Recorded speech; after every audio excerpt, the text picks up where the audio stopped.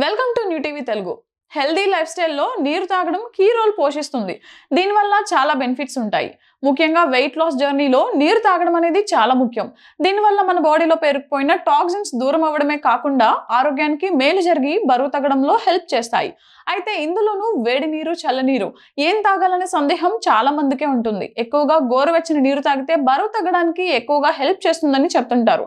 కానీ చల్లని నీరు బరువు తగ్గించడంలో అంతకు మించి మేలు చేస్తుందని చెబుతున్నారు నిపుణులు. దానికి గల కారణాలు కూడా చెప్తున్నారు. చల్లని నీరు తాగితే జీవక్రియ కొద్దిగా పెరుగుతుంది. ఎందుకంటే మన బాడీ వేడెక్కడానికి క్యాలరీలు బర్న్ అవుతాయి. అంతేకాకుండా సాధారణ హైడ్రేషన్ కూడా బెనిఫిట్స్ ఉంటాయి.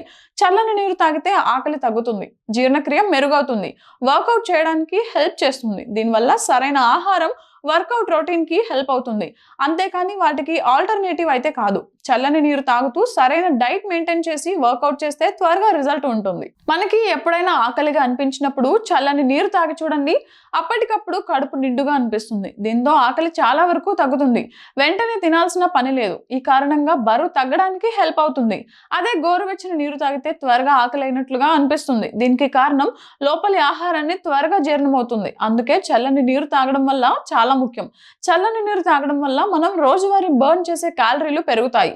ఎందుకంటే మన బాడీ ఉష్ణోగ్రతకి వేడి చేయడానికి శక్తి ఖర్చు అవుతుంది. దీనినే థర్మోజెన్సిస్ ప్రాసెస్ అంటారు. ఇలా నీరు తాగడం వల్ల క్యాలరీలు ఎక్కువగా కరుగుతాయి, బరువు తగ్గుతారు. సరైన హైడ్రేషన్, బ్యాలెన్స్డ్ ఫుడ్ చాలా ముఖ్యమైనవి. చల్లని నీరు తాగితే క్యాలరీలు ఎక్కువగా కరుగుతాయి. అయితే జీవక్రియలో పెరుగుదల కాస్త తక్కువగానే ఉంటుంది.